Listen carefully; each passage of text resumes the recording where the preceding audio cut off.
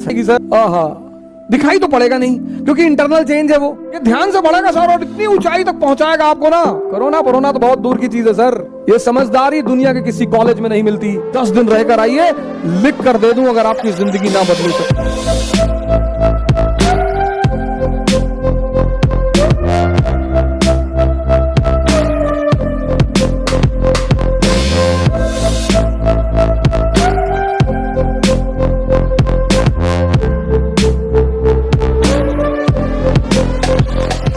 ये ध्यान क्या है? इट्स ट्रांसफॉर्मेशन है इंद्रियों से कॉन्शियस की तरफ, लेवल टू हाईएस्ट लेवल। अब ध्यान के चरण, ये दूसरा बड़ा महत्वपूर्ण पहलू, फेसेस। पहला फेस मन को समझना या देखना। दूसरा चरण बड़ा इंपॉर्टेंट फेस है सर। ये इंपॉर्टेंट है, ये और इंपॉर्टेंट है सर।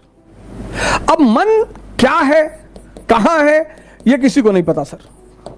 ये बड़ा इंपॉर्टेंट फेस है सर। वो मन की बारीक चालाकियों को समझना सर, ये सेकंड फेस है सर। ये हम जानते नहीं लेकिन काम इसी पे करना है। लेकिन इन दोनों का गहरा संबंध है। हम इस पे काम क्या होगा सर? अंडरस्टैंडिंग पैदा होगी सर। सेकंड फेज में यह चीज डेवलप होनी शुरू हो जाएगी। राजशाही शिक्षा का खेल नहीं है। शिक्षा कभी पंडित जवाहरलाल नेहरू के शिक्षा की बात होती है? नहीं। ऑक्सफोर्ड से पढ़े थे बस। उनसे ज्यादा ज्ञानी थे वीडी सावरकर, अंबेडकर, बोस। लेकिन पंडित नेहरू भारत के और विश्व के एक सफलतम नेताओं में से एक हैं। क्यों? समझदारी है। ये ध्यान का गिफ्ट है। जो सेकंड फेज है ना, जब मन और ब्रीदिंग को आप पकड़ना शुरू करेंगे और ये समझदारी जैसे जैसे बढ़ती जाएगी सर, आहा, इसी को बढ़ाना है सर। और ये समझदारी दुनिया के किसी स्कूल में नहीं मिलती सर। ये समझदारी दुनिया के किसी कॉलेज में नहीं मिलती। ये समझदारी दुनिया के किसी विश्वविद्यालय में नहीं मिलती। नहीं तो बाबा रामदेव इतनी ऊंचाई पे पहुंचता सर। ये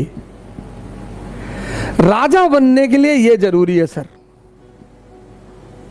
यह ध्यान का गिफ्ट है सर। और जैसे जैसे, और थर्ड फेज जो ध्यान का है सर, उस पर तो आज तक कोई बोल ही नहीं पाया सर। एक बार ये सांसें आपके कंट्रोल में आ गई, उसके बाद क्या होगा ये सिर्फ आप जानेंगे सर। थर्ड फेज तो अगर मैं बोलूं उसका तो मैं अधिकारी ही नहीं हूं सर। पर हां, सेकंड फेज के बाद आप चमकने लगोगे सर। जैसे जैसे ये बढ़ती चली जाएगी, लोग बेचैन होते चले जाएंगे आपके अगल बगल। आपकी अचीवमेंट देख के दिखाई तो पड़ेगा नहीं क्योंकि इंटरनल चेंज।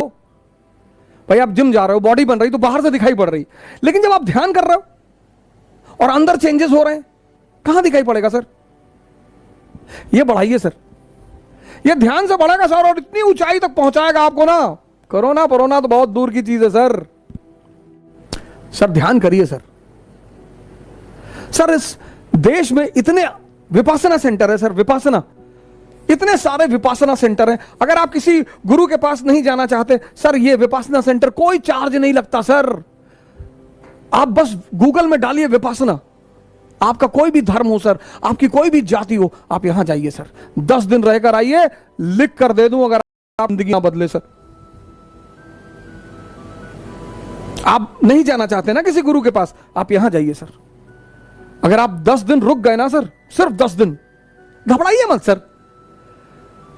अपने आप को मजबूत करिए सर, तब लड़िए।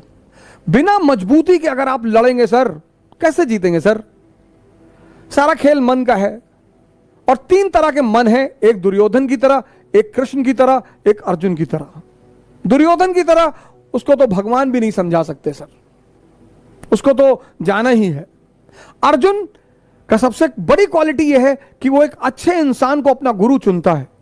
जिसको भी यह संस्कार पैदा हो गया कि गुरु कौन, किसी के कहने पे नहीं, वो भी महान बनेगा। और कृष्ण तो परम अवतार है ही सर।